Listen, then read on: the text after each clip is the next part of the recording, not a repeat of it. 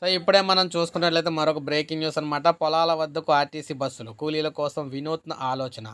So ఏపీలో RTC బస్సులు జనాల దగ్గరికే వెళ్ళబోతున్నాయి. వ్యవసాయ కూలీలను పొలాల వద్దకు తీసుకెళ్లేందుకు ప్రకాశం జిల్లా మార్కాపురంలో వినూత్నంగా మొదటిసారి ఆర్టీసీ బస్సు సర్వీసులు ప్రారంభించారు. కూలీలు ఆటోలు, ట్రాక్టర్లు, ట్రక్కులు, ఇతర వాహనాల్లో పరిమితికి మించి అధిక సంఖ్యలో పనులకు వెళ్తున్న సందర్భాల్లో ప్రమాదాలు చోటు చేసుకుంటున్నాయి.